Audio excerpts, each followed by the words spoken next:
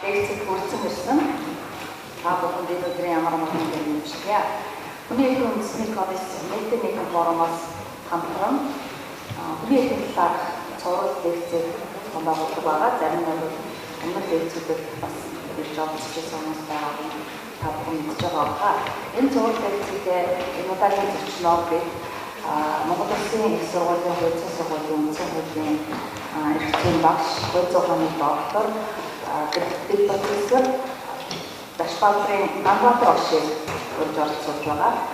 Тэгээд шашин шүлэг гişүүдийн асуудлаар асуудлыг олон улсын гэрээ канац одоо хууль тогтоомжид баталгаад ирсэн байдаг. Энэ их асуудлаар өнөөдөр үндсэн хуулийн үндэс баримтыг болон Намбатар Ошиг яриад гарсан байгаа. Энэ удаагийн та бүхэн ихтэй оролцож саналаар асууж хариулт авч ихтэй оролцсон найдаж байна. Ингээд бид техникийн нөхцөл байдлаас хамаарат та бүхний саналыг бичгээр лекцийн дараа лекцтэй холбогдуулаад Намбатар Ошигоос асуулт бодвол зүйл байвал бичгээр бичээд өгч болно. Ингээд бид энэ лекцийг 17 цаг орчмоор ингээд явуулах хэрэгтэй байна. Тэгээд Намбатар Ошигоо ингээд дээр урьж лекцийн хэлбэрүүдээ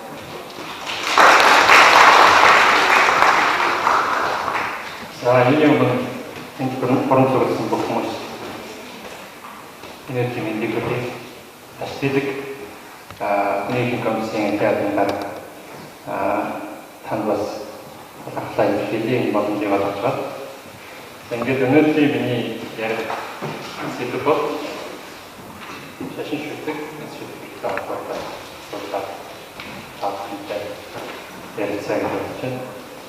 Дараа хаваагийн яриагаа шашин шүлэг хамгаалах шаардлага шалтгаан шашин шүлэг ямар агуулгатай байдгийг энэ их шүлэний хүрээнд ямар их шүлэг юуг хамгаалах юм гэдэг талаар үндсэн хуулийн эрхлэн хүрээнд олон улсын эрхлэн тэгээд ерөнхийдөө олон улсад шүлэгтэй холбоотой ямар асуудлууд үүсэж байна.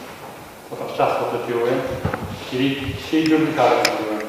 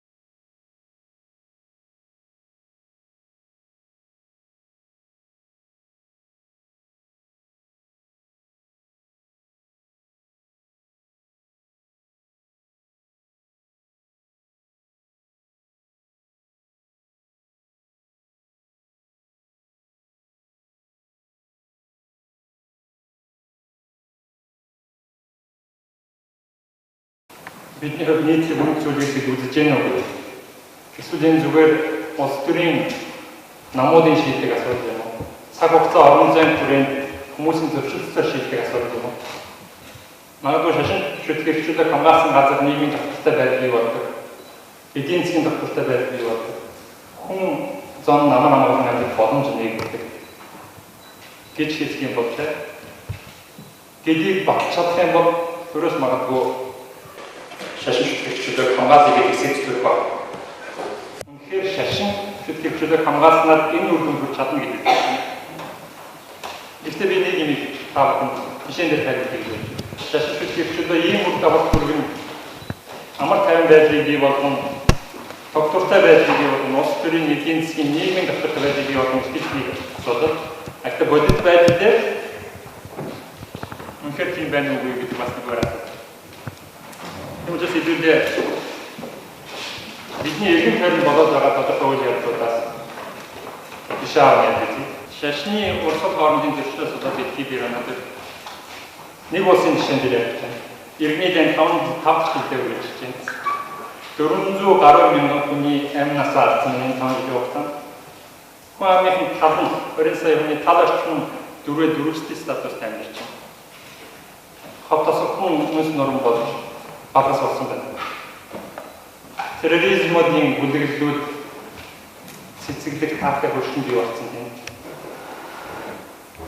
Энэ мөргөлдөөний хүрээнд 1000 гаруй зэвсэг бүлэглэлүүд тэр улсад байна.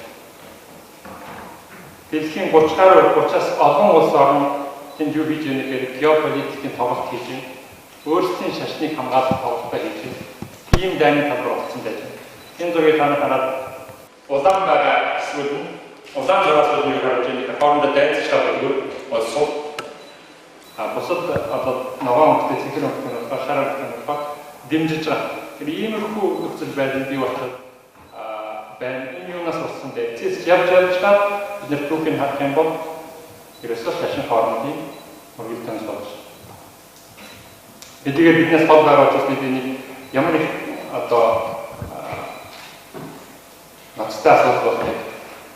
Төсөөлгүй байж магадгүй ч гэсэн энэ тоогоор тодорхой зүйлийг нэг хэлж байна. Зөвхөн сих биш. Бидний эргэн тойронд ийм мөргөлдөөн хаасаг болж байна. Пакистан, Египт, Иран, Европ улсуудын TMF mix ойдсан ойрхон сайхан имэн Сауди Арабийн бүх шашны мөргөлдөөнөөс үүдтэй. Шашны төрчлөө. Яагаад ийм болчихвол асуудал тавьсан. Дэлхийд мэдэгдэж байгаа бидний хамгийн том шашин бүгдээрээ ихтэй хайрын нэрлийг номж хэлдэг. Тэгээд бохны хайрын нэрл ивэл авралын нэрийн өмнөөс эсвэлцлийн хүүхдүүдийн тухайг авдаг. Тэрийг нэг ийм зүйл байсан. Яагаад юм бэ? Яагаад юм? Энэ хариултанд бид нар шашны мөргөлдөөн дайн байж хэрхэн үүсдэг вэ гэж асуусан шаардлагатай. Энэ асуултанд сандараа хариулсан байна. Тэгвэл манай оюутнуудын асуултыг бас ганцаараа яриад явах танай санал сонсъё. Гараа өгсөн байна. Тань яагаад үүсдэг вэ? Шашны мөргөлдөөний үндсэн шалтгаан юу? Арайсан. Энэ нэрийг битгэв байна. Параллельный живут диалектик гараа өгсөн байна. Мэддэг хүмүүс гараа өгсөн. Хоёрхан, гурван, дөрөв. Хөөе мэдгүй мө. Brad Pitt, Angelina Jolie. Энэ хоёр Hollywood-ийн одын гэр бүл салбарт коммершн зодооны дээр интернетээр шүүрлээ тийм ээ. Жолигийн хатны улмаас Брэди Бортой учраас хүүхдтэй гарах шахсан учраас дискомпцсон хүчил хийлүүлсэн учраас гол шалтгаан хийсэн. Энэ олон хамаг аль нь зөв аль нь зөв бороо хийх мэдэхгүй. Бидний мэдэх фактор юу гэхээр сүүлийн хэдэн сарын хоёр хамт амьдраагүй. Тэгээд онгоцон ямар нэг үйл явдал болсон. Тэгээд Жодис салбар өгсөн. Тэгээд би энэ хариултыг ерөнхийдөө мэдчихээн гэж байна. Өөрөөр нарийн мэд ерөнхийдөө хариулт мэдчихээн. Яагаад энэ салбар вэ? Яагаад энэ мэдчихээг би хэлсэн бэ гэхээр босод гэр бүлийн салбарт ялгаагүй байсан ерөнхий шалтгаан байсан. Эсвэл ерөнхий шалтгаан. Өрөм найраа хийгүүлээ хагцад салахгүй юм. Додоохон дутуугүй байсан хоёроос суугаад 2 жилийн дараа 5 жилийн дараа нэрийн сонсгоос дөрвөн царайгийн хатаас дөрвөн өмнөөс өөр хүмүүс уулзсан. Хоёроо би энэ уулзсан. Шүүхтдэг. Энэ төрөнгөө хуваацсан гэж үздэг. Хүүхдүүдээ хэн ахуу гэж дээр маргадаг. Үзий яах вэ? Яаж тэр их хайр энерги хайр дурлал ийм их үзэн яаж болох вэ? Ийм баг цаанд байна. Яг 5 жилийн дотор бүгд оронгороо өршөлдөө. Энийг би хүмүүсийн амьдрал тохиолдлыг ердийн нэгэн логик гаргалаар тайлбарлаж болно гэж бодож байна. Тодорхой үйл явдал бидний амьдрал тохиолддог. Тухайн үйл хосуудын амьдрал ялангуяа хүмүүсийн харилцаанд нэг удаа хоол мөсөө унагцсан байна, дуугаа өнгөрнө. 2 удаа дуугаа өнгөрнө. 2 удаа магадгүй хэсэг ба. 2 жил 3 жил унгаад байвал яах вэ? Асуудлаа ярилцаж шийдвэрлэхгүй байгаа тохиолдолд энэ бүхэн хоримтлагддаг. Эдгээр нэг удаагийн үйл өчүүхэн жижигхэн зүйл боловч дахин давтагдахаараа хоримтлагддаг, бөөгнөрдөг, мас үүсгдэг. Эзэн нэг зэрэг дэлбэрхүүсээр аргагүй тийм ээ. Дэлбэрх үед юу болох вэ гэхээр хүмүүсийн харилцаа бол буцааж нийлэх боломжгүй байдлаар салднагц байдал үүсдэг. Би энийг юу гэж хэлэх гээд нэ гэхээр яг түрүүний асуултын хариу гэж хэлэх гэж. Хүмүүсийн хоорондын амьдралд зөрчилдөөн үүсгдэг, салхад хүргэдэг, муудахад хүргэдэг, биеийн үзэн ядахад хүргэдэг энэ шалтгаан бол мөн ялгаагүй адилхан шашин хоорондын зөрчилдөөн, зэвсэгт мөргөлдөөн, үндэстэн хоорондын үл ойлголцол, улс хоорондын дайны их үүсвэр болдог гэж бодож байна. Тиймээс шашин шүтгийг хэрэгжүүлэх хангах нь шашин хооронд, үндэстэн хооронд, улс хооронд бий болцсон байж байгаа энэ маргааныг шийдэх, эвтэй найртай амар амгалан нэг дээвэр дор орших боломжийг олгодог ийм ач холбогдолтой юм байна гэж ингэж харж байна. Тийм учраас шашин шүтгийг хэрэгжүүлэх бол хүн төрөлхтний маш чухал үнд зүйл, түгээмэл, салшгүй хэрэгчлөө юм аа. Түгээмэл гэдгийг би хэлэхдээ хэд хэдэн зүйлийг бодсон л да. Нэгдүгээр түгээмэл байхын тулд хүн болгонд хамаатай байх ёстой, улс болгонд хамаатай байх ёстой. Иргэнэн шашин шүтдэггүй улс орн гэдэг нь хараад ганцж байхгүй. Тийм учраас шашин шүтг хэрэгжүүлээ бол дэлхийд даяар түгээмэл юм байна гэж хэлж болно. Хууль зүйн үүднээс нь үзэх юм бол бид нар 1948 оны хүний эрхийн түгээмэл тунхаглалаас гадна 93 онд хүний эрхийн дэлхийн баг хурлаар шашин шүтг хэрэгжүүлээ түгээмэл гэдгийг бас дахин баталгаажуулсан гэдгийг хэлэх нь зүйтэй. Олон улсын эрх зүйн хүрээнд хэрхэн ямар зохицуулт байна гэдгийг бид харахтаа хамгийн түрүүнд ямар гэрээ хэлцэл байна гэдгийг хардаг. Олон талд гэрээ хэлцэл байна. Мэдээж дэлхийн 2 дугаар дайн 50-аас 80 сая хүний амнаас хохирсны дараа хүн төрлөختөн анх удаага нийтээр хүний эрх гэдэг чинь түгээмэл юм байна гэдгийг хүлээн зөвшөөрсөн. Үүнтэй холбоотойгоор 48 онд хүний эрхийн түгээмэл тунхаглал, дараа нь бас 2 пакт, олон улсын пакт батлагдсан. Энэ пактууд дээр хүний шашин шүтгэхээс шүтгэрчлэг бас баталгаажуулж өгсөн. 1966 оны иргэний болон улс төрийн эрхийн тухай олон улсын пактын 18 дугаар зүйл хүний эрхийг шашин шүтгэхээс шүтгэрчлэг нэлээд дэлгэрэнгүйгээр тусгаж өгсөн байна. За түүнээс гадна 81 оны шашин болон сүсэг бишрэлд сүсэг бишрэлд үндэслэн ядгуурдан гадуур болон үйл төвчих байдлыг бүх хэлбэрийг устгах тухай нүүбийн тунхаглал 93 оны иргэний болон улс төрийн эрхийн тухай олон улсын пактын 18 дугаар зүйлийн тайлбар нүүбийн хүний эрхийн хараанаас гаргасан. Энэ тайлбарууд бол ерөнхийдөө одоогоор шашин шүтгэхээс шүтгэх хэрэгтэй холбоотой олон улсын хүрээнд барьж байгаа үндсэн их сурвалж болж байна гэж харж байна. Окей. Хүний эрхийн хамгааллын хүрээ гэдэг талаар ярив. Тэгэхээр бид шашин шүтгэхээс шүтэх эрх чөлөө гингүүд ямар хүрээнд хязгаарлагдах вэ гэдэг талаар зайлшгүй ярих шаардлагатай болдог. Энэ нэгдүгээр шашин шүтэж болно, шүтэхгүй байж болно гэдэг агуулгыг агуулж байгаа боловч нөгөөтэйгөр бас нэг юм байгаа бид мартчихад байдаг.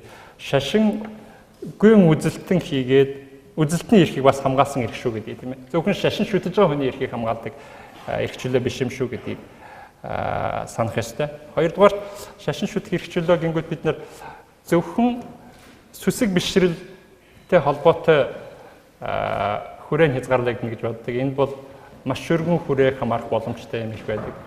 Нөгөө өөрийн гэсэн итгэл үнэмшилтэй байх, үзэл бодлоо илэрхийлэх эрх чөлөөтэй шашин шүтгэс шүтэх. Энэ бүх эрхүүд хоорондоо салшгүй холбоотой нэг үхрийн эвэр дөрөхөд 1000 үхрийн эвэр дөргөн гэдэг шиг аль нь хөндөгдөж явж байдаг юм эрхүүд байгаа. Дээрээс нь шашин шүтэх эрх чөлөө, эс шүтэх эрх чөлөө хамрах хүрээгэнгүүд бид объектыг юу гэж боддог вэ гэхээр ерөөсөө мусульман шашин байна, христийн одоо урсгалууд шашин, буддизмын урсгалууд, жүүдийн шашных өөр юу байдаг гэж гэх мэтэр 100 хэдэн хүлээн зөвшөөрөгдсөн том шашнуудыг боддог үгүй. Тэрнээс гадна шинээр бий болж байгаа өчнөө олон урсгалууд, өчнөө олон шашнууд бүгдэнд нь шашин шүтэг, эс шүтэг хэрэгчлөө хамаатай байдаг гэдгийг хамгаалтын хүрээнд хэлье.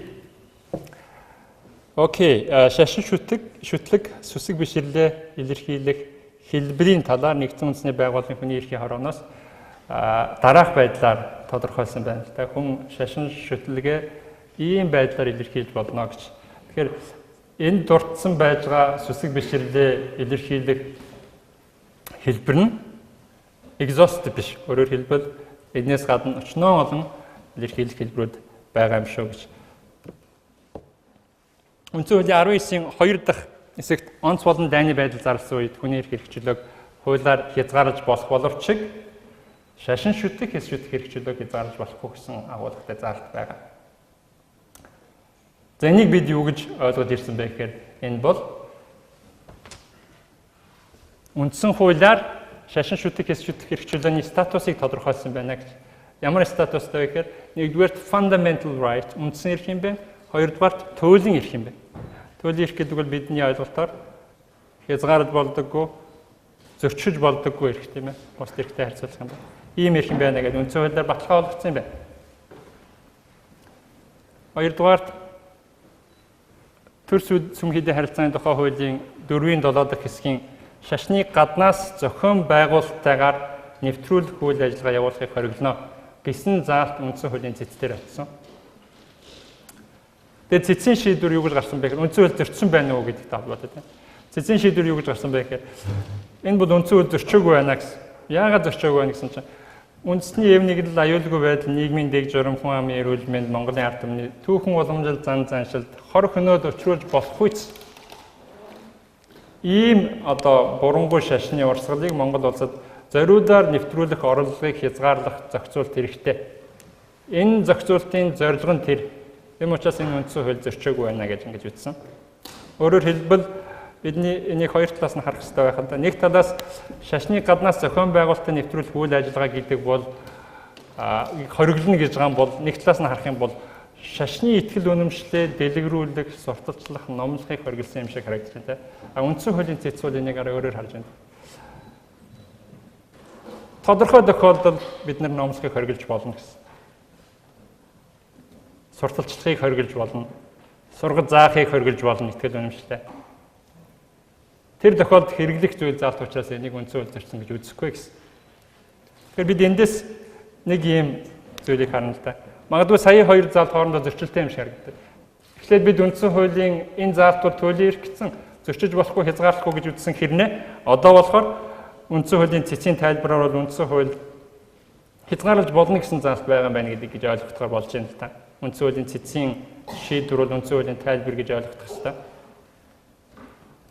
Үндсэн хуулийн зүйл заалт хоорондоо зөрчилтэй байна уу? Цэц буруу одоо тайлбар хийв үү? Энэ хариулахын тулд бид нэр эхлээд шашин шүтэх, эс шүтэх хэрэгчлөөг хоёр хувааж авч үзэх шаардлагатай. Нэгдүгээр шашин шүтэх, эс шүтэх хэрэгчлөөтэй үүнийг онц байдал, дайны байдал зарласан үйлдэж гисэн хязгаарлаж болохгүй гэсэн заалт бол шашин шүтэх хэрэгчлөөний үндсэн цөмтэй холбоотой. Тэр нь юу юм бэ гэхээр та ямар ч зүйлд юунд ч итгэж болно, юугч бишин шүтэж болно. Дуртай үедээ хүссэн зүйлдээ итгэх, хүссэн зүйлдээ шүт. Энд төрийн зүгээс ямарваа нэгэн байдлаар хизээч хязгаарлалт тавихгүй гэсэн ойлголт. Энэ бол цөм тийм ээ. Энийг бид бүгдээр хүлээн зөвшөөрөхөөр аргагүй. Харин нөхцөлгүйгээр хүлээн зөвшөөрөх туйлын заалт гэж ойлгосон. Харин шашны итгэл үнэмшлээ дангаараа болон бусадтай хамтран илэрхийлэх нөхцөл байдал бүртгэхэд зохицуулт өөр байх юм байна гэж ойлгосон. Та итгэж болно, итгэл үнэмшил хэл яриа болон үйлдэл болон илрэх цагт төрөөс хязгаарлалт тавьж болно гэсэн агуулгаар ойлгох ёстой. Тийм учраас бид энийг үндсэн хуулийн өөр бусад заалтуудаас харж болж байгаа. Үндсэн хуулийн 9-ийн 3-т Төрс сүм хийдийн харилцааг хуулиар зохицуулна гэсэн юм залтч. Төрс сүм хийдийн харилцааг хуулиар зохицуулна. Сүм хийдийн харилцаа, сүм хийдийн хийдэг ажилын итгэл үнэмшлээ илэрхийлдэг, илэрнэ болж идэг тийм ээ. Тэрийг боломжийг олгож идэг газар байна. Тийм учраас энэ илрэл дээр бол тодорхой хэмжээнд аль ч улсад хязгаарлалт байна гэж харж байна. Окей. За ингээд шашин шүтэх эрхтэй холбоотой нэлээд олон асуудлууд үндсэн хуулийн эрх зүйн хүрээнд дээр олон улс орнд үүсдэг. Тэр талаар бид бас товчхон хэд хэдэн асуудлыг хөндөж ярилцъя гэж бодож байна. Ер нь бол шашин хүний бусдаас ялгар гонцлог нь юу юм бэ гэхээр итгэл үнэмшилтэй байх боломжтой байдаг энэ шин чанар гэж ойлгодог. Тэгэхээр хизээ ямар тохиолдолд шашин шүтэх эрхтэй холбоотой асуудлууд үүсэж байна гэхээр ерөөсөө л явж гад миний үзэл бодол, миний итгэл үнэмшил, миний шашин, миний сүсэг бишрэл илүү зөв, үнэн, дээд, дээгүр ариун гэж. Ингэж үзээд харин эсрэгээрээ минийхээс өөр үзэлтэй шашин, өөр одоо итгэл үнэмшилтэй хүмүүс тэр бол буруу, худал, дорд гэсэн энэ үзлээс үүдэлтэй. Тэгэхээр энэ хоёрын мэрэгчтэй эхнийх нь болонгууд хуулиараа бид нар юуг зөвшөөрдөг вэ гэхээр үндсэн хуулиараа зөвшөөрсөн биш туйлын эрх болгоод өгсөн. Та бол дуртай зүйлдээ итэг гэсэн. Дуртай зүйл нь гэсэн чи юу яах вэ? Чиний итгэл үнэмшил бол хотлаа, буруу, дорд. Чинийх би үгүйсгэж जैन. Тийм учраас яах вэ гэхээр чи буруу бин бодож байгаа учраас, буруу зүйлд итгэж байгаа учраас гарцсан газрын хөрсөөс арил гэж байгаа. Чи ийм итгэх юм бол та нарыг бүгдийг чинь хүс тэмтэрнэ гэж. Ийм л дайм болж шүү дээ. Дэлхийд дээр яг юм. Бид нар одоо эндээс эрүүл ухаанаар бодох юм бол бүр итгэмээргүй. За эхний асуудал ямар асуудал үүсдэг вэ гэхээр гэр бүлтэй холбоотой асуудлууд нэлээд яригддаг. Үндсэн хуулийн 17-гийн 2 үр хүүхдээ өсгөн хүмүүжүүлэх нь иргэний журам төрөг гэсэн. Нөгөө дээгүүр үндсэн хуулийн 16-гийн 10-д болохоор энэ бол эрхгээ заагаад өгсөн. Эцэг их нь өөрийнхөө хүүхдэд өөрийнхөө итгэл үнэмшил, сүсэг бишрэл, шашныг өвлүүлэх, зааж сургах хэрэгтэй. Хүсэх юм бол шашны сургууль өөрөө байгуулад шашны сургууль явуулах хэрэгтэй.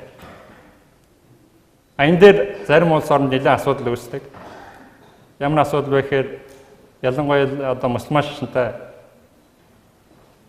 олонх нь болсон улс орнууд шашны тогтолцоотой дэглэмтэй улс орнууд бол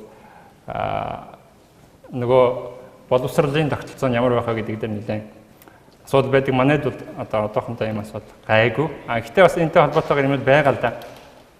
Нөгөө хүүхдүүд боловсрол олохтой холбогдуулаад төрийн үүрэг юу байх вэ те? Тэгэл нэг нөхөр шашны сургууль байгуулдаг, тэр шашны сургуульд нь шууд хүүхдээ өгөөд юу заана хамаагүй гэж явуулах юм уу, стандарт байх юм уу, шалгалт тавих юм уу, хянах юм уу? Энэ нөөрэ шашин шүтэх эрхт нөлөөлөх үгүй. Магадгүй сургуулиуд олгож байгаа бүх санхүүжилттэй тэр сургуульд шашны сургууль бас олохгүй юу те? Олгочих юм бол одоо дахиад тэр хэрхэн зарцуулж байгаа гэдэгт нь хяналт тавих уу? Хяналт тавих юм бол шашны хэрэгт төрөөс оролцож байгаа хэрэг мөн үү гэдэг юм а те? Иймэрхүү асуудлууд гарч ирдэг.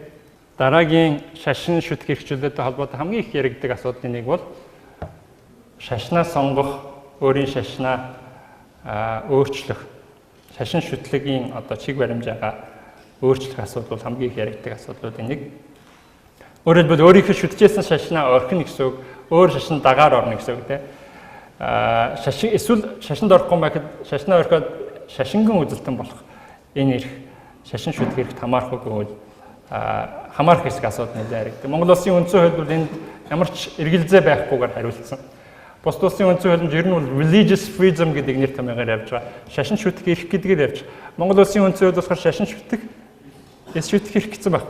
Өөрөөр хэлбэл та яг сая хэлсэн шиг шашнаа сольж болно, өөрчилж болно, өөр шашнанд орж болно, буцаад ирж болно, эсвэл ерөөсөө шашингийн үзэлтэн болж болно. Энэ эрхийг Монгол улсын үндсэн хуулиар нэгэж бусад зарим улсад бол энэ нэлээд асуудалтай. Та шашнаа орхих юм бол өөр шашин дагаар орох юм бол тэрнээсээ болоод цаазаар авах агуулгах юм нөхцөл байдал бүрддэг улс одоо хүртэл байсаар байна. Дараа дахиад гардаг нэг юм асуудал. Бусдыг өөрийн шашинд алдан хүчээр урвуулан оруулах асуудал зөвхөн манай асуудал биш, бусад бүх улсад байж байгаа юм л асуудал. Тэрний жишээ манайд гарч ирж байгаа. Тэгэхээр энэ бол шууд ингээ харах юм бол мэдээж үндсэн хууль, бусад хууль нийцэхгүй. төрөөс хэн нэгнийг албадан шашин шүтгүүлдэг, аль нэгэн шашинд албадан оруулдаг ийм нөхцөл байдлыг хүлээн зөвшөөрч болохгүй гэж. Олон улсын эрх зүйн хүрээндэлд, дотоод эрх зүйн хүрээндэлд тийм байгаа. Манай улсын үзүүлэлт. Гэхдээ шууд хуулиараа бусдыг шашиндаа албадан оруулахыг хориглоно гэсэн агуулгатай зүйл залт оруулах нь өөрөө зөв үгүй юу? Өөрийн итгэл үнэмшлээ бусдад итгүүлэх ажил хийж байгаа нь юу нь буруу юм бэ гэдэг асуулт өмнөөс тавьдаг л да. Малайзад лалын шашинтай бүс нутагт христийн шашны хүмүүс номлоо одоо нөгөө мишнерийг нэрлэдэг ч тийм ээ номлогч нараа явуулаад очиж тэнд сурталчилгаа сургалт хийхийг хориглоно гэдэг хуулийн залттай. Тэгээ энийг нь шашин шүтгэс хэрэгчлээ зөрчлөө гингүүд тэд юуг тайлбарлах вэ? Гэхдээ бид эн чинь харин юу вэ гэхээр энэ хязгаарлалт бол өөрөө манай нийгэмд аман амгалан амьдрах боломжийг, тогтвортой байх боломжийг, эв нэгдэлтэй байх боломжийг олгож байна гэж тийм. Шашны зөрчилдөөнөөс, дэвсэгт мөргөлдөөнөөс сэргийлж байгаа юм зохицуулалтаа гэж хэлдэг. Директ христийн ортодокс христийн шашинд итгэдэг хүнийг Жиховын гэрч гэдэг одоо христийн шашныг юу вэ? Тэрэнд уруулан гэж оролцсон этгээдийг шоронд тарьсан. Тэгээ Европын хүний эрхийн шүүх дээр энэ хэрэг очсон. Шүүх юу гэж үтсэн бэ гэхээр бусдыг өөрийн шашинд албадан оруулахыг бид нэр шууд зөв буруу гэхэд хэцүү юм байна шүү дээ. Гэхдээ энийг бид нар ялгаж салгаж харах хэрэгтэй юм байна. Юу гэсэн бэ гэхээр шашин шүтлгээс нь уруулаад өөр шашинд шүтгэд нөлөөлөх оролдлого хийх нь бид нар зохисгүй гэдэг хоёр одоо англилд хувааж авч үзээд үн дээр үндэслээд шийдэх систем байна гэсэн ийм санааг анх гаргаж ирсэн. Өөрөөр хэлбэл энэ нь юу гэсэн үг вэ? Бусдыг өөрийн шашинд албадан оруулахдаа хэрэгэлсэн арга барил албадлагын хэрэгсэл байна уугүй юу те? Эсвэл зүгээр номлосон байна уугүй гэдэг энэ мэт тухайн нөхцөл байдлаас хамаарат case by case шийдэж явах учиртай юм шиг юм байдлаар харагдаж байна л да одоогийн жишээ. Зөвхөн энэ болоогүй дэлхийд даяар юм асуудал байна гэдгийг би сая хэлсэнтэй. Бусдыг өөрийнхөө шашинд оруулах гэдэг. Өөрийн итгэл үнэмшилтэй байгаа зогсохгүй энэ итгэл үнэмшилтэй бусдад хүргэх гэсэн санаа бол хүлээн зөвшөөрдөг. Гагцгүй тэр нь албадлаг хүч хэрэгэлсэн шинж агуулж өгөө гэдгээр ялгаатай болж ирсэн. Ортодокс одоо сая зүүн Европын улс зөвлөлт бодвол задран унсны дараа ортодокс шашинтай зүүн Европын улсууд Орос руу яасан бэ гэхээр христийн бус сүмүүд орж ирсэн нэлээд хэсрүүлстэй тулгарч ирсэн. Африкт лалын шашныг зохион байгуулалтаар гаднаас оруулж ирсэн христийн сүм хийгийн нэлээд хэсрүүлстэй тулгарч ирсэн. Гэх мэтээр өчнөө олон асуудлууд үүсэж байна. Тэгэхээр энэ тохиолдолд яах вэ гэхээр бид нөгөө үндсэн хуулийн хүрээд энэ асуудлыг шийдэх юм бол тэнцвэрийн зарчим аль аллаас нь түрүүнд хэлсэнтэй харгалзан үздэг, шалгадаг тестүүдийнхээ хүрээнд шалгаж иж case by case шийдэх боломжтой юм а гэж харж байна. Окей. Шашин шүтэх уг нь бол өнөөдрийн ярианы сэдэв бол шашин шүтэх эрхийн талаар тийм ээ. Гэхдээ энэ эрхийн талаар ярихад бид нар шашин төрийн харилцааны талаар дуртахгүй өнгөрч болохгүй. Хэдийгээр энэ өнөөдөр ярианы гол сэдэв биш боловч Монгол Улсын үндсэн хуульд төрийн шашнаа хүндэтгэн шашин төрнөө дээдлэн гэсэн ийм залт байна. За энэ залтын дараа төрийн байгууллага шашны сүм хийд улс төрийн үйл ажиллагаа эрхлэн явуулж болохгүй гэсэн. Энэ хоёр залт бол Монгол Улсын үндсэн хуулийн хуульд шашин сүм хийд төр хоёрын хоорондын харилцааг үндсэндээ зохицуулж байгаа үндсэн хуулийн үндсэн зарчим гэж ойлгож байна. Төрийн шашнаа хүндэтгэн шашин төрөө дээдлэн гэдгийг хэрхэн ойлгох вэ гэж. Төрийн байгууллагын шашны үйл ажиллагаа эрхлэн явуулж болохгүй, сүм хийд шашин өөрөө улс төрийн үйл ажиллагаа эрхэлж болохгүй гэсэн юм санаа.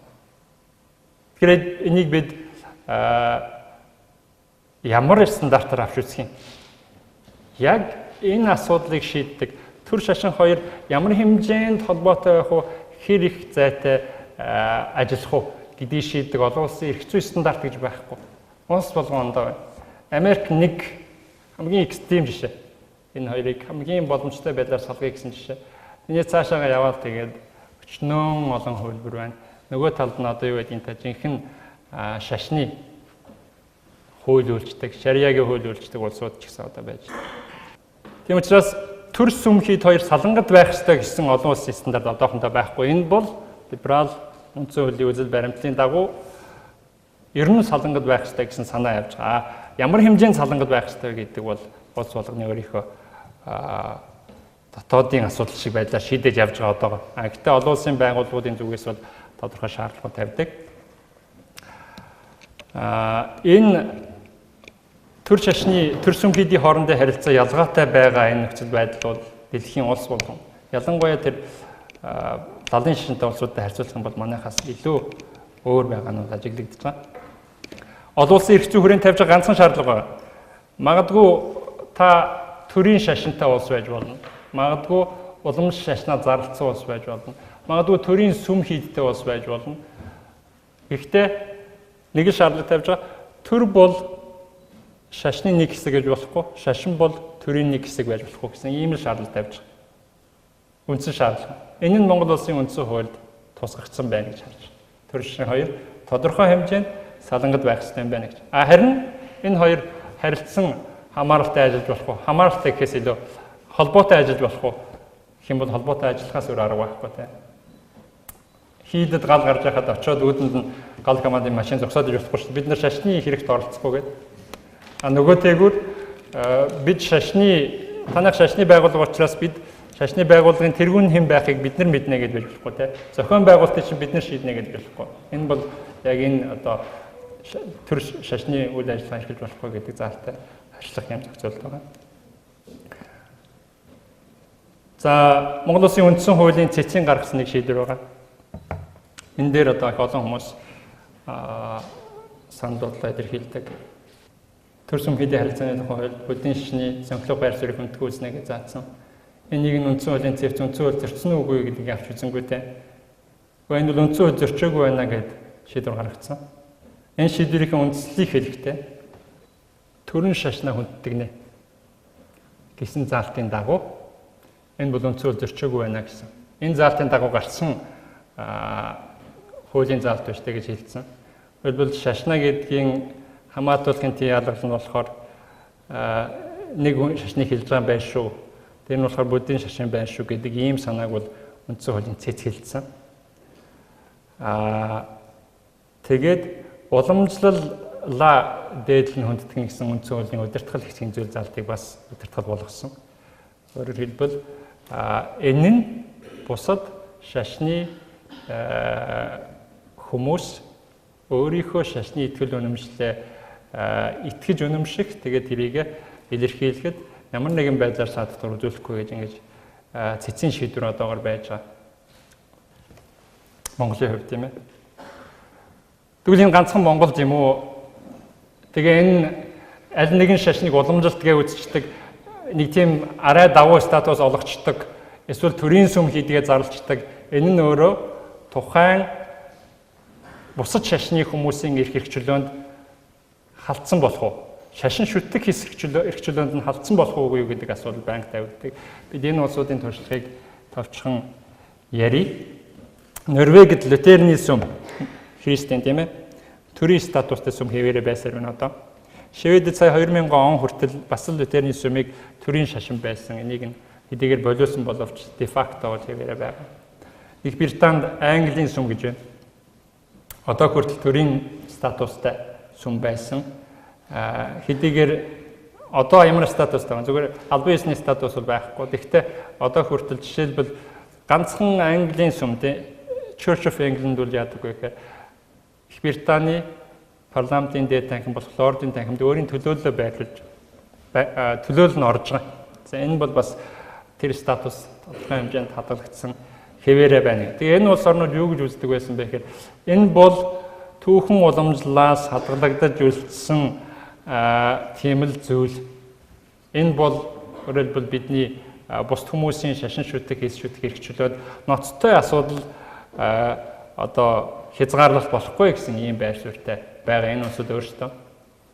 Тэр үеийн төр сүм хоёр хэд хоорондоо маш их салангад байх ёстой гэж үзэж байгаа Америк нэгдсэн улсад хүртэл энэ асуудал бас л тодорхой хэмжээнд хүлээн зөвшөөрөгдөж ямар хэмжээнд хүлээн зөвшөөрөгдөж Америк нэгдсэн улсын мөнгөн тэмдэгтээр in God we believe гэдэг trust гэдэг.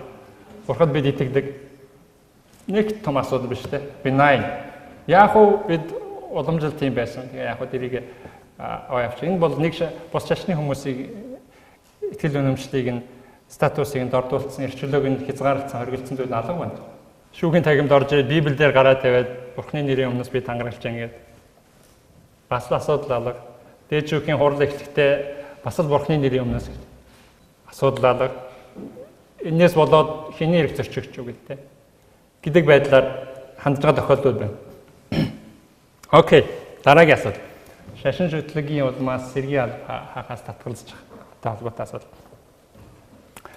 Нэгдсэн улсны байгууллагын хүний эрхийн хорооноос иргэний болон улс төрийн эрхийн зохиол улсын пакт 18 дугаар зүйл шашин шүтлэх эрхтэй холбоотой зүйл заалтын ерөнхий тайлбарыг гаргасан. Энэ тайлбартаа шашин шүтлэх эрх чөлөөнд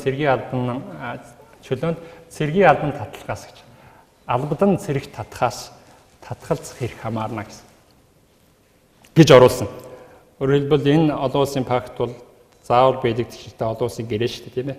За энэний тайлбар гэдэг бол бас тодорхой хэмжээнд зүгээр нэг зөвлөмж тунхаглаас илүү хүчин чадалтай байх хэрэгтэй гэж харж байгаа. Гисэн хэдий ч энэ асуудал олон улсын хэмжээнд бас л одоо тодорхойгүй, практикгүй яг л өөрийнхөө шийдээ явж байгаа. Зарим улсад албадан цэрэг татлагыг бол шашин шүтлэх эрхтэй холбоотойгоор шашин шүтлэх эрхийг зөрчих боломжтой гэж үзэж байгаа. Зарим нь бол зөрчихгүй. Энэ бол зайлшгүй байх шаардлагатай. Бусад нийгмийн ашиг сонирхол ялангуяа тухайн улсын батлан хамгаалах аюулгүй байдал, үндэсний аюулгүй байдалтай холбоотой учраас чухал зүйл гэж үзээд шашин шүтлэх эрх чөлөө зөрчилдөггүй гэж үзэж. Шашин шүтлэгч байсан, шүтлэхгүй байсан бүх хүмүүст бид адилхан шаардлага тавьж байгаа гэдэг ийм үүдний санддаг. Грект жишээл одоо чинь Европын холбооны гишүүн хэвээр байгаа тийм. Шоронд хорж байгаа. Цэргийн албан татлагаас татгалцсан гэж. Суусан хэвээр л байгаа тийм. Суулгад гэхээр. Гэх мэтэр. Тэгэхээр энэ бол бас тодорхойгүй. Дээрээс нь цэрэг татлагаас гадна эмч хүн шашин шүтлэх юм. Ялангуяа христийн шинтэй хүмүүсийн хувьд нэлээд хамаатай зарим хүмүүс тийм бай. Өөр хүндлэлт би хиймээргүй байна. Хэдийгээр би энэ чиглэлийн эмч ч гэсэн тийм. Гэд үр хөндлөлт хийхээс сүсэг бишрэлийн үүднээс улмаас татгалзах боломжийг хуулиар хангаж өгөх боломжтой юу гэдэг асуудал гэсэн бас нэгдсэн стандарт байхгүй. Улс улсынхаа одоо бодлогоо шийдэж авч байгаа юм зүйлүүд байна. Ерөнхийдөө өнөөдрийн маань ярих гэсэн зүйл маань өндөрлж जैन. Тэгээд товчхон ярьсан зүйл дээр дүгнэлт хэлэхэд шашин шүтгэхээс шүтгэх хичээлөө бол хүний хамгийн чухал үндсэн туйлын салшгүй заяагдмал эрх юм байна гэж. Энэ эрхийг бид нар хориглож болдоггүй, хязгаарлаж болдоггүй, зөрчиж болдоггүй тийм элемент байна. Тодорхой хүрээнд хязгаарлаж болдог элемент бас байна энэ эрхийн агуулга гэсэн нэг юм санаа. Энэ эрх чөлөөг зөрчлөөс хүний эрх чөлөө шашин шүтгэхээс шүтгэх эрх чөлөөг хамгаалах нь олон нийгэм давуу талтай юм байна. Өөр үзэл бодолтой хүмүүс, өөр арьс өнгөтэй хүмүүс, өөр итгэл үнэмшилтэй, шашин шүтлэгтэй хүмүүс хамтран нэг дээвэр дор амьдрах боломжийг олгодог юм байна. Хамгийн сүүлд нь хамгийн чухал бид эргэцэн зохицуултыг боловсронгуй болсноор шашин шүтгэх эрх чөлөөг хамгаалж чадна гэж боддог те. Гэхдээ энэс илүү чухал нэг зүйл байна. Тэр нь юу юм бэ гэхээр өөрсдөөс нь ялгаатай, өөрийнхөөс нь өөр ондоо үзэл бодолтой, ондоо шашинтай ийм хүмүүсийг үзэн яддаг, үл твчдэг, алагчлан, ялгуурлан гадуурхаж үздэг энэ үзлийг бууруулахад төрийн бодлого чиглэх ёстой. Төрийн бодлого зөвхөн эргэцэн зохицуултыг боловсронгуй болгох биш, харин твчээр гэдэг зүйлийг төлөвшүүлэхэд чиглэгдэх ёстой. Цэцэрлэгийн боловсрлоос, ерөнхий боловсрлоос, дээд боловсрол хүртэл intolerance гэдэг юмыг байхгүй болгох тийм ээ. Tolerance ардчлалын үнд зүйл болох твчээр гэдэг зүйлийг багаас нь суулгах гэж чиглэсэн ийм бодлого манайд өгүүлэгдэж байна. Хаанч орохгүй байна. Ганцхан жишээ хэлгээд Японы цэцэрлэгт нь хүртэл тэрийг зааж байна. Твчээрийг суулгах зорилготой. Бус түүхтэйгээ хийж байгаа өөр үзэлтэй бодолтой байж болно. Тэрнийг хэрхэн хүндэтгэхгүй, хэрхэн дэвчгүй гэдэг чадварыг багаас нь суулгаж байна. Энэ чадвар хамгийн чухал юм аа үзэж जैन ингээд анхаарал тавьсан та бүхэнд баярлалаа. Асуулт байвал хариулъя.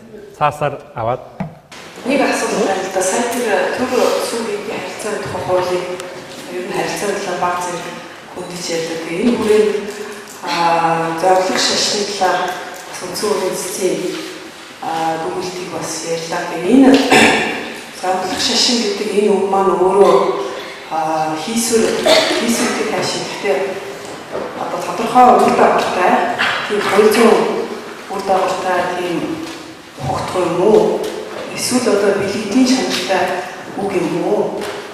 Ямар хүрээнд энийг айлбарч тэгээд таны болон практикээр яаж энийг одоо өргөн хүрээнд хийх хэрэгтэй юм уу? Явцсан утгаар хийх хэрэгтэй юм уу? Энэ дээр нэг айлбарч өгч. төрөл сүмхийдийн харилцааны тэр үндсэн хуулийн цэцгийн дүгнэлт бол ер нь бол саяхан хэлсэн хоёр үндсэн хуулийн удирдгал хэсэг. Тэгээд үндсэн хуулийн шашин шүтг хэрэгжүүлэлттэй холбоотой шин төрлийн харилцаатай холбоотой тэр заалтыг үндэслсэн.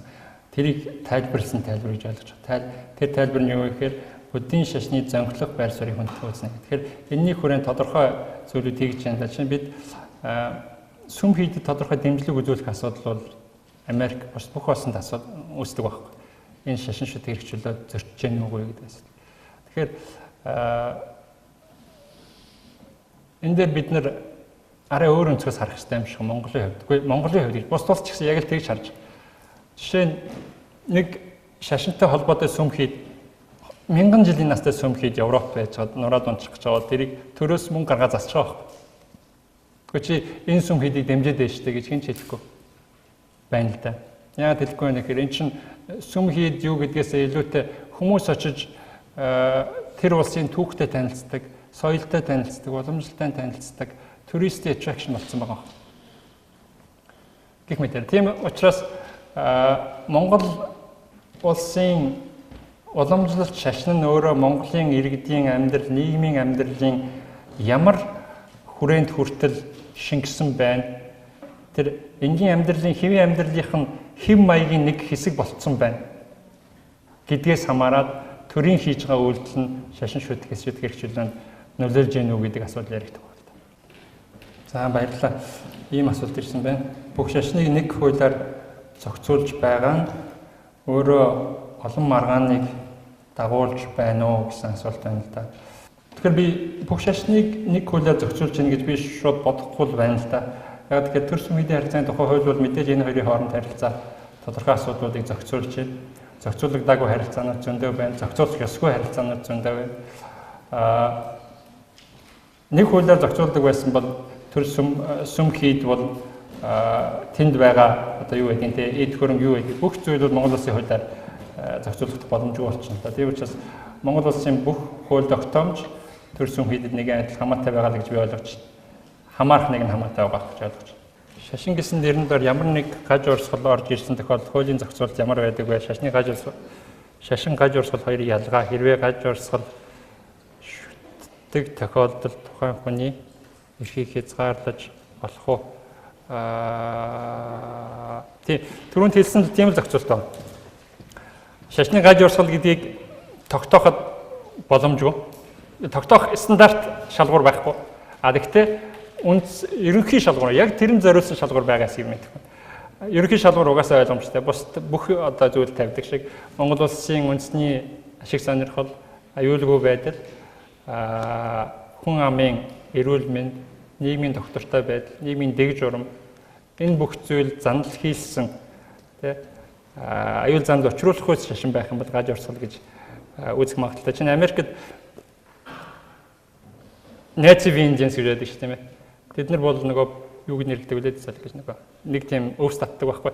Тэгээд тэрийг юу гэж үздэг байсан бэ гэхээр энэ бол бидний шашны нэг үйл. Яг л үүндээ шашны зан үйл гэж үзээд тэрийг яаж ээж нөгөө нэг одоо тэдний шаманизм л дээ яг үндсэндээ тэрнийхээ юунд ордог те юмтайгаа холбогдож барьдаг. Тийм учраас энийг хамгаалах гэж бас нэлээд дээч хөвгтөр хүртэл үндсэн хуулийн хүрээнд яригадад энэ бас өчнгөө болж ирсэн тохиолдол байж байна. Тэгэхээр энэ бол өөрөө хэлбэл энийг хэрэглэснээр хүний эрүүл мэнд хортой байна ч гэдэг юм а те. Гаж зэрэг нөлөөтэй байна гэж үзэж байгаа тохиолдолд хориглох боломжтой байхаа. Шашин гаж урсгал хоёрын ялгаа бол үнэндээ хэцүү. Шашин гэдгийг тодорхойлох боломж бараг байхгүй шүү. Ер нь тодорхойлдоггүй. Өгсөн тодорхойлтууд нь ер нь бол хангалттай биш, оновчтой биш байдаг. Яг тэр чинь итгэл үнэмшилтэй холбоотой. Тэгээд тэгж ярих юм бол бид нар юу хүртэл шашин гэж тодорхойлох боломж байгаа байхгүй. Шинжлэх ухааны хүртэл, шинжлэх ухааны үзэл баримтлалуудыг хүртэл, батлагдаагүй онолуудыг хүртэл шашны үзэл бодол гэж үзэх боломжтой. ийм нөхцөл байдал. Тэр энэ хоёрыг ялгана гэдэг бол миний хувьд одоохондоо орж ирэхгүй байна. Яаж ялах юм бэ? Тэгээд хийж байгаа үйлдэл яг хөө хийсвэр тодорхойлт өгөх хэцүү. Гаргаж байгаа үр дагавар нийгэм гаргаж байгаа. Эндээс нь бол бид нар ялах боломжууд байгаа. Гаж урсгал шүтдэг тохиолдолд тухайн хүний эрхийг хязгаарлаж болох уу? Бид түрүүн хэлсэндээ итгэл үнэмшил гэдэг бол чи гаж урсгал шүтнэ үү, гажгүй урсгал шүтнэ үү? Хэрүүл урсгал шүтнэ, зөв урсгал шүтнэ үү? Хамаа байхгүй. Хүссэн болгондоо итэх, хүссэн болгоно шүт. Гагцгүй тэрийг чи амаараа болон биеэрээ илэрхийлж болгож гаргаж болохгүй гэж. Энэ тохиолдолд асуудал үүснэ. Энэ тохиолдолд хуулийн хүрээнд байх ёстой. За энэ дэр асуултанд чинь би хариулъя. Эцэг нь буддист байгаад хүүхэд нь өөрөө буддийн шний талаар ойлголтгүй байгаа. Тэрийг уламжуулж манайд нэг юм байгаа юм байна. Энэ бол яхаа аргагүй энэ бүгдийн ярьж байгаа үнэн гэж би бодож байна. Ягаад тэгэхээр социализмын үед бид нар тэр эцэгхээс хүүхдүүдтэй уламжлуулдаг энэ тийм залгамж гэдэг юм уу? Тийм юм байхгүй болгоцсон. Тийм учраас эцэг нь буддист, бараг эцэг нь хүртэл өөртөө буддист юм уу үгүй юм уу гэдгээ мэдхээ байлцсан. Ийм нөхцөл байдал бий болцсон байна. За хүүхэд нь буддист эсэх нь өөрөө чинь л асуудал. Чи насан туршаагүй бол ээж чинь аав чинь чамд ямар шашин шүтэх үү, юунд мөрөх үү гэдгийг зааж сурах хэрэгтэй. Хуулийн дагуу. Тэгээд чамд итгэл үнэмш төрөөгүй чи өөр зүйл итгэж байгаа бол тэр таны өөрийн эрхийн асуудал гэж би бодож байна. Сүм хийд байгуулах хэсгийг ер нь бол сүм хийд хэдийгээр бид нар бүртгүүлнэ гэдэг шаардлага энэ их маргаантай асуудал л да. Төрөөс сүм хийдийн харилцаанд оролцож гэнэ үгүй гэдэг асуудал хөндөгдөн нэг талаасаа чи бүртгүүл гингүүд миний одоо ажил юу дотоод асуудалд оролцоод байна шүү дээ гэж ярих гэдэг. Тэгээ бүртгүүлэхгүй болгоод бид танарт яаж өөрчлөлт үзүүлэх юм бэ? Бид нар халуун дулааны чи өгмөрэн тогийн чи хангамаараа усын чи ямаа зөөр бохор ингээ ярангууд бүртгүүлэхээр шаардлагагүй болд юм л да. Гэхдээ тэгээд энэ хэрхэн тодорхойлох гэдгийг би л тодорхойлж тараагүй. Гэхдээ түрүүнд хэлсэн бид нар common sense-ээр ойлгох юм бол нийгэмд хортой хөнөөлтөл шашны урсгал байгаа. Тэр үзэл бодлыг илэрхийлэн гаргаснараа илрэн гарч байгаа хэлбэр нь өөрөө нийгэмд хортой байх юм бол болов гэж бодож байна. Тэгээ янз янзын улсууд өөрсдийнхөө итгэл үнэмшилтээр бодлого, улс төрийн бодлого дээр тулгуурлаад гаж урсгал гэдэг тодорхойлсон шашны урсгал байж байдаг. Их олон эрс учраас тавчхан хариулаа бас явчлаа шүү. Уучлаарай. Окей. Шашны эрх чөлөөг хэр хангаж байна гэдэг асуултаа ер нь бол шүү дээ.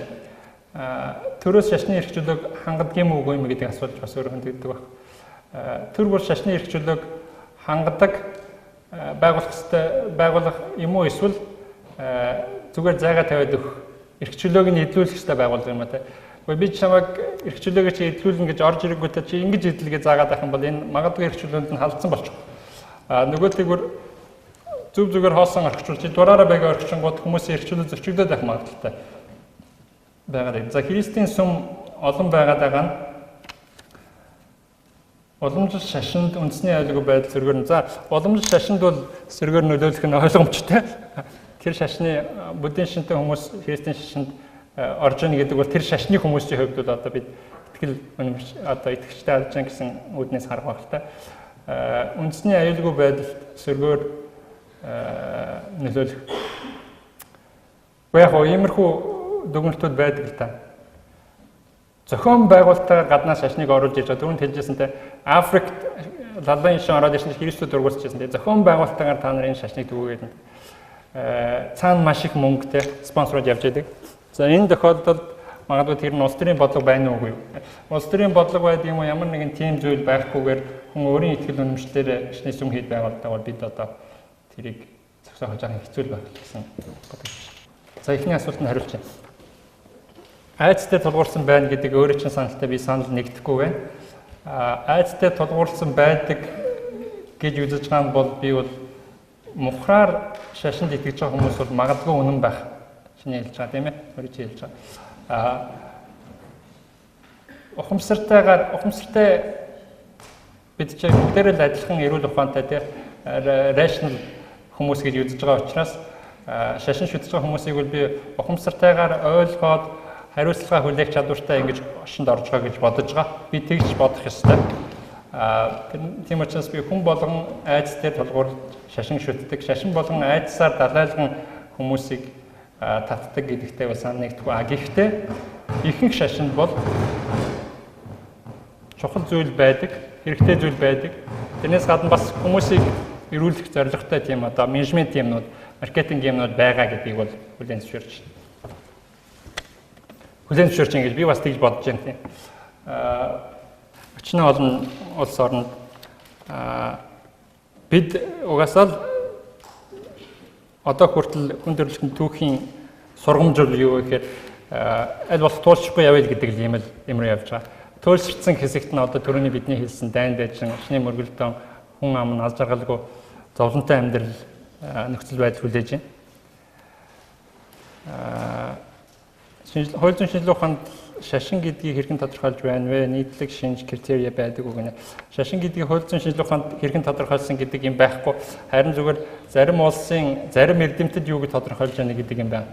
Энийг бол би өөрийнхөө уншсан дээр тулгуурлаад хэлэхдээ тодорхойлолтод уншиж байсан. Тэгээд тэр нь бас хангалттай тодорхойлолтод биш. Хууль зүйн шинжилгээ ухааны тодорхойлолт гэж хэлэхэд хэцүү санагдаж байсан. Нийтлэг шинж критерий гэж байдаг. Ер нь бол шашин гэдэгт критерий байхгүй. Тийм учраас Монгол улсын үндсэн хууль хэлж байгаа шүү дээ. Шашин шүтгэс шүтгэх хэрэгтэй гिचэнгүүтэй. Шашин төрөд юу вэ? Төршний харилцааны тухай ингэж ярьж байсан. Гинт шашин төр биш сүм хийд төр болоо явцдаг байхгүй. Энэ юутай холбоотой вэ гэхээр үгүй шашин гэдгийг чинь тодорхойлох боломжгүй учраас тодорхой асуудлыг зохицуулах дээр тулах юм бол сүм хийдтэй ярина гэдэг. Сүм хийд төрийн харилцааны асуудал болж өөрч байгаа юм. Тийм учраас шашин гэдэг бол ерөөсөө нөгөө бидний анхны хэлсэн чи юунд итгэл болно гэдэг те тэр итгэл үнэмштэй холбоотой. Сүм хийд болонгууд одоо жинхэнэ бодтой илэрлэл нь учраас илэрлэл дээр нь тодорхой зохицуулах байж болно гэж. Шашны гаж буруу урсгал гэдгийг хаанаас хэн тодорхойлох боломжтой вэ? Хэрв шашны гаж урсгал гэдгийг тодорхойлох болчих юм бол бид нар төрүүлээд итгэл үнэмшлийг боомлж хязгаарна гэсэн үг л дээ. Тэгэхээр бид нар шашны гаж урсгал гэдэг имийг ямар тохиолдолд мэдэх вэ гэхээр тэр итгэл үнэмшлийн илэрч гарч байгаа хэлбэр нь ямар байна гэдгээс хараад хэлэх боломжтой болох байх. Тэрнээс биш итгэл үнэмшил нь гаж гэдэг байдлаар хандах боломж байхгүй. Шийдэх боломж байхгүй. Хэрв шүүх тэгж шийддэг, хууль тэгж шийддэг болчих юм бол төр тэгж шийддэг болчих юм бол шашин шүтгэх хэрэгчлээ ойрш боломж байхгүй. Хандууж оруулсны гэмт хэрэг тооцох болох юм боломж байгаа. Гэхдээ би яг эрүүгийн хуулийн дээр ч байдсан бус хуулийн дээр гэмт хэрэг гэж үтсэн хэсгийг мэдэхгүй байна. Гэхдээ албадан өөрийн шийдгээр энэ дээр хоёр асуудал яригч байна. Бусдыг өөрийн шинд албадан оруулна гэдэг чинь хэн нэгэн хувь хүн хийгээд байна уу, сүм хийд хийгээд байна уу, ямар байдлаар хийж байна, үнэхээр албацсан байна уу гэдэг олон юм яригдана л да. Хувь хүн хийгээд эхлэх юм бол энэ харилцаа төр иргэний хоорондын харилцаа биш болж байна л да. Гэхдээ төр тамаатай энийг үндсэн хуулийн хүрээний шууд зохицуулж үндсэн хуулиар дамжуулан бус хуулиар зохицуулах боломжтой болж байгаа. Тийм учраас яг гэмт хэрэгт тооцож байгаа эсхийн би сайн мэдэхгүй байна. За ер нь бол шашин шүтгэх хэрэгчлөөний зөрчил гэж үзэж байна. Албадаа оруулах гээд орчоод гарах гэсэн ч гарахгүй дарамтлаад байдаг. Тийм нөхцөл байдал ч гэсэн Монгол ч гэсэн гарч ирсэн. Тэгээд цагдаад хандах байх та. Цагдаад хандаад хэрэг үүсэх асуудал яригдаад тэгээд ирээд асуудал шийдэгдсэн тохиол би санаж байна. Манай улсад шашны ямар маргаантай асуудлууд байна вэ? Шашин шүтгэх хэрэгчлээ бүрэн хэрэгжиж байна гэж үзэж байна уу? Яг үүндээ манай улсад шашны маргаантай асуудлууд нэлээд дал байгаа байх шиг бодож байна. Нийтэд гарч ирэхгүй байна. Тийм учраас бид бол шашны одоо маргаан байхгүй байна гэж үзэж болохгүй байх. Гэхдээ шашны маргаан байна гэд байлах гэдэг болохгүй байх те. Шашны ямар асуудал үүсэж байгаа нэгээр түрүүний миний хэлсэн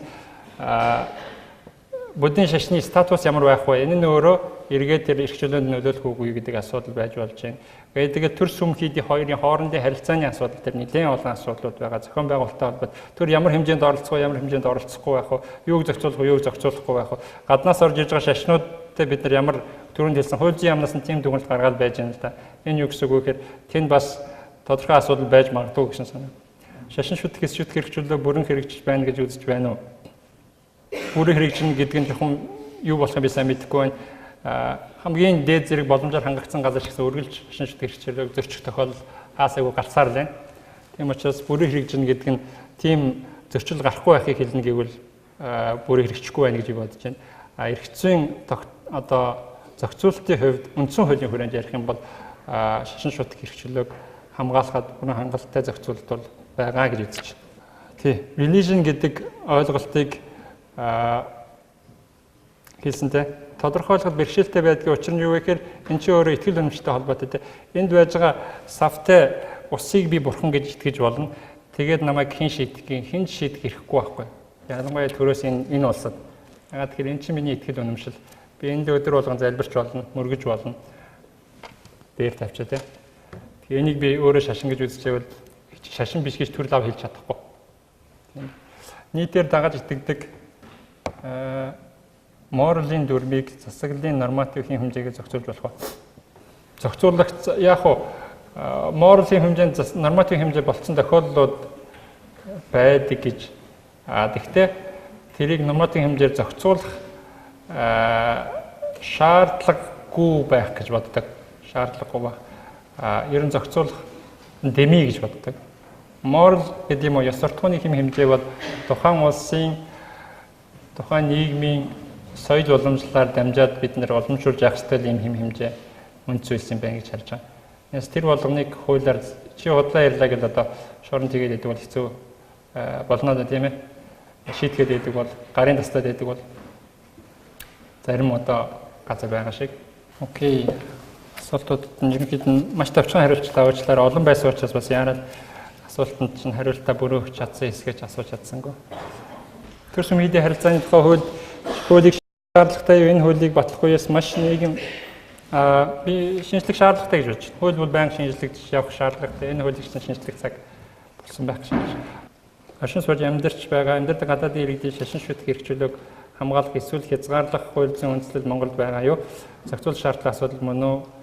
Оршин суудаг гадаад иргэдийн шашин шүтэх хэрэгжүүлэг хамгаалах эсвэл хязгаарлах хууль зүйн үндслэл үндсэн хууль дээр байж байгаа тийм. Тухайн улстай гэрээтэй бол тухайн улс манай улсын иргэд хэрхэн хандж байна бид адилхан хандна гэсэн санаа байгаа. Нэг Монгол улсын үндсэн хуулийн 16 дахь зүйл дээр иргэд энэ эрхийг эрх хэрэгжүүлэг эдлэнэ гэсэн боловч энэ нь үүндээ олон улсын гэрээний хүрээнд ч тэр ерөнхий онлын ойлголтын хүрээнд тэр Монгол улсад байж байгаа гадаад улсын иргэд адилхан хамааралтай ялангуяа шашин шүтэх хэрэгжүүлэг бол түрүүнд хэлсэнтэй түрүү нэг core ойлголтоор нь ярьж штэ хил хязгаараа хамаарахгүйгээр байдаг учраас юундаа итгэнэ гадаад хүн энд ирээд эсвэл тэндээ явж байхад юундаа итгэнэ гэдэг бол бид төрөөс тэрийг хязгаарлах боломжгүй харин ч одоо хамгаалах ёстой. Хамгаалганд нь юу гэсэн үг юм бэ гэхээр пассив байдлаар төвөг учруулахгүй, чирэгдэл учруулахгүй байх ёстой. Монгол улсын иргэдтэй адилхан энергийг эдлэх ёстой гэж бодож байна. Харин хэлсэн тийм ээ. Тэрнээсээ халиад хэрхэн илэрж гэн гэдэг нь дээрээ тулах юм бол зохицуулах боломжтой. Тэр итгэл үнэмшлээ яаж илэрхийлж байна те? Тэр нийгэмд одоо хор хөнөөл хэр учруулж байгаа гэдгээс намаараад зохицуулах ёстой гэсэн. Окей, өөр асуулт. Шашин шүтгэд зөвхөн зан үйлийн замаар бус цул барих маань юм шиг гэмэд. Оюун ухааны мэдлэг болох ямар арга зам Монголд байж болох вэ? Жишээ нь буддийн сургаалаас танилцуулах гэнэ. Маш буддийн сургаал танилцуулж болохгүй үстэй. Дарга. Болохгүй үстэй. Тэгэхээр энэ бол болохгүй байна. Шашин шүтгэд зөвхөн зан үйлийн замаар бус оюун ухааны мэдлэг олох ямар арга зам Монголд байна гэнэ. Яг үнийг хэлэхэд аль шашинд тэр шашны зан үйлээс гадна цаана байгаа юм олж харах юм бол аль шашинд хэрэгтэй юм байж л байна. Тэр хэрэггүй ч юм байгаа тэр хоёрыг алийг нь хэрэгтэй алийг нь хэрэггүй гэдгийг өөрөө шилж авах асуудал. Олон хүмүүс яадаг вэ гэхээр тэр нэг хүмүүсийг датч авчих гэсэн дэгéнд нь хуртаад идэм шнэ. Энэ бол би зүгээр хувийн үзэл бодлоо хэлж байгаа. Тийм учраас буддийн шашинтай хүн юм шиг байна. Буддийн шашинч вэ, өөр шашинч вэ? Хэрэг оюун ухаан энэ шашны философи үзэл баримтлалын чиглэлээр илүү мэдлэг олж авъя гэх юм бол тийм боломж бол яг одоогийн өнөөгийн нийгэмд бол хангалттай байгаа. Монголд ороод ирсэн үндсэн том шашингуудын хувьд тийм ээ. Тийм боломж бол нээлттэй байгаа гэдгийг хэлье да. Өөр асуулт байхгүй мэн тий. За, олон асуулт асуусан бүх хүмүүст бас одоо чилээн байж энд хүрэлцэн ирээд харалтай сонсон та бүхэнд баярлалаа.